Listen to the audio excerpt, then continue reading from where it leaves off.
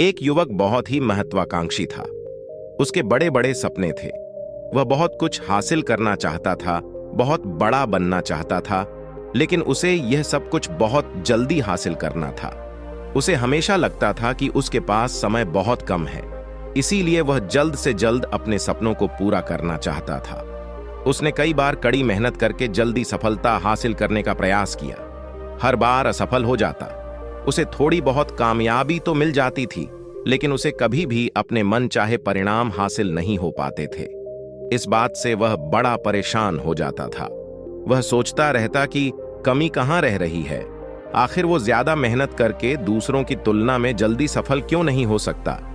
अक्सर उसे बहुत परेशान करता था, लेकिन फिर धीरे धीरे उसे समझ आने लगा कि शायद उसे उन नियमों और रहस्यों के बारे में नहीं पता जिनका उपयोग करके वह कम समय में बड़ी सफलता हासिल कर सकता है।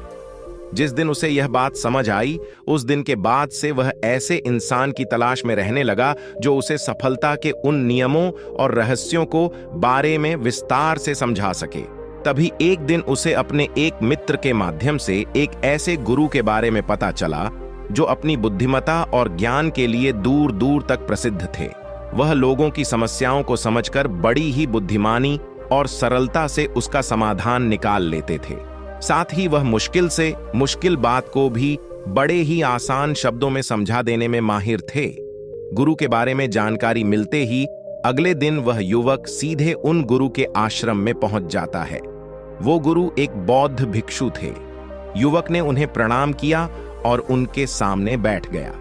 बौद्ध भिक्षु ने युवक से आने का कारण पूछा तो युवक ने कहना शुरू किया, मुनिवर, मेरे सपने बहुत बड़े हैं। मैं जीवन में बहुत कुछ बनना और करना चाहता हूँ, बड़ी सफलताएं हासिल करना चाहता हूँ, लेकिन मुझे ये सब कुछ कम समय में हासिल करना है। मैंने कई बार कड़ी मेहनत करके जल्दी सफल होने का प्रयास किया, लेकिन मुझे कभी भी मन चाहे परिणाम नहीं मिले।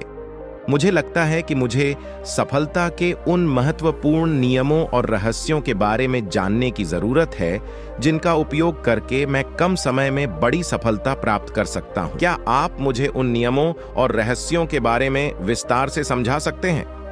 मैं वादा करता हूं कि मैं जरूर उन नियमों का पालन करूंगा। बौद्ध भिक्षु को उस युवक की आंखों में एक ज्वलंत इच्छा शक्ति और जुनून दिखा। वह सफल होने के लिए कितनी भी मेहनत करने और बड़ा से बड़ा त्याग करने के लिए भी तैयार था।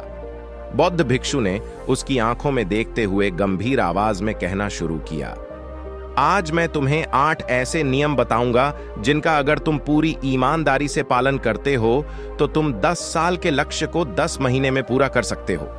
बस शर्त यह है कि इन नियमों पर पूर्ण विश्वास रखते हुए पूरी ईमानदारी से इनका पालन करना है। पहला नियम कि सबसे पहले अपने दिमाग को इस संभावना के लिए खोलो कि हां, यह किया जा सकता है। 1 साल का काम 1 महीने में किया जा सकता है, इस बात का अपने दिमाग को विश्वास दिलाओ, क्योंकि जब तक तुम्हें अंदर से ही इस बात पर पूर्ण विश्वास नहीं होगा कि तुम 10 साल के लक्ष्य को 10 महीने में भी पूरा कर सकते हो, तब तक तुम इसके लिए जरूरी कदम नहीं उठा पाओगे। कोई भी लक्ष्य बाहरी दुनिया में पूरा होने से पहले एक बार हमारे दिमाग में पूरा होता है, इसलिए इस संभावना को स्वीकार करो। ठीक उस विद्यार्थी की तरह जिसने साल भर कुछ खास पढ़ाई नहीं की, लेकिन परीक्षा से 1 महीने पहले सब कुछ भूलकर स्वयं को पढ़ाई में झोंक देता है और इतनी कड़ी मेहनत करता है कि उसके परिणाम सभी को आश्चर्यचकित कर देते हैं। जब वह विद्यार्थी 1 साल की पढ़ाई को अपनी कड़ी मेहनत और एकाग्रता से 1 महीने में पूरा कर सकता है, तो तुम अपने लक्ष्य पूरे क्यों नहीं कर सकते? सफलता के नियम तो सभी के लिए एक बराबर काम करते हैं। दूसरा नियम, 6 महीने के लिए गायब हो जाओ। आने वाले 6 महीने के लिए भूल जाओ कि तुम्हारा कोई है, भूल जाओ। अपने दोस्तों और रिश्तेदारों को, अपने पड़ोसियों को कोई तुम्हें छोड़ कर नहीं जाने वाला। जिसको रुकना होगा वो रुकेगा। बस 6 महीने के लिए अपने सारे दरवाजे बंद कर लो और दूर हो जाओ इन सारी भटकाने वाली चीजों से, यानी कि तुम्हें स्वयं को 6 महीने के लिए दुनिया से गायब कर लेना है, जैसे कि तुम कभी यहां थे ही नहीं। तुम्हें अपने आप को 6 महीने के लिए अपने मन, शरीर, लक्ष्य और उद्देश्य के साथ बंद कर लेना है। 6 महीने कोई बहुत ज्यादा समय नहीं होता है। ये सुनने में बड़ा लग सकता है, लेकिन तुम ये भी तो देखो कि ये त्याग तुम किसके लिए कर रहे हो, अपने मित्रों या पड़ोसियों के लिए या खुद के लिए। इन 6 महीनों में अगर तुम्हारे और तुम्हारे लक्ष्य के बीच कोई आ रहा हो, वो भले कितना ही अमीर हो, प्रभावशाली हो, लेकिन अगर फालतू की बातें कर रहा है तो वहां से गायब हो जाओ। अगर तुम्हारे मित्र और रिश्तेदार अपने मतलब से तुम्हें घूमने बुला रहे हैं तो उन्हें मना कर दो, क्योंकि तुम्हारे जाने या ना जाने से उन्हें कोई फर्क नहीं पड़ेगा, लेकिन तुम अपनी जिंदगी में एक कदम पीछे जरूर हो जाओगे। बेमतलब के गप्पे मारने वाले दोस्तों के समूह से दूर हो जाओ। समय बर्बाद करने वाले लोगों से मतलब रखना बंद कर दो। अगर थोड़े रिश्ते खराब होते हैं तो होने दो, अपनी नींद और ऊर्जा को दूसरे लोगों पर बर्बाद करना बंद कर दो। एकदम स्वार्थी बन जाओ, सिर्फ अपने बारे में सोचो, अपने लक्ष्य, उद्देश्य, योजना और परिवार के बारे में बस। और जो भी चीज तुम्हें इनसे दूर ले जा रही है, उन सब विचारों को अपने दिमाग में जला दो।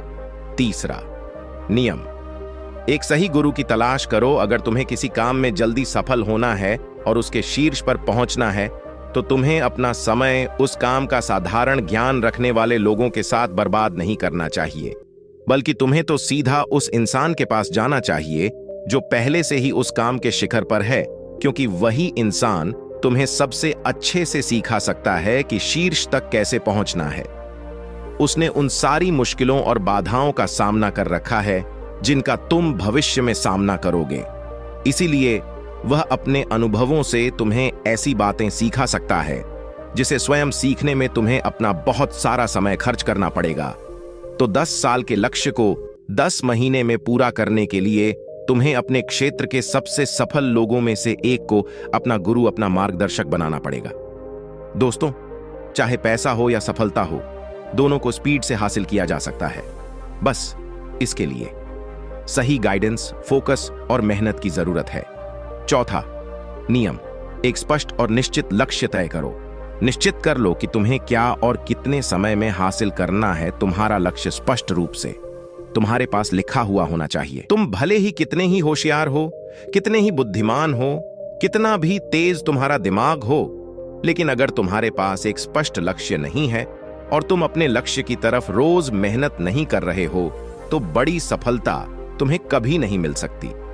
बड़ी सफलता के लिए एक स्पष्ट लक्ष्य का होना सबसे जरूरी है।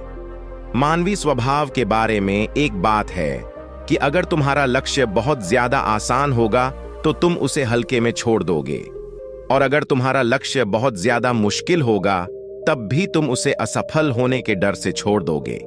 इसीलिए लक्ष्य ऐसे होने चाहिए जो मुश्किल तो हो, लेकिन उन्हें पूरा किया जा सके।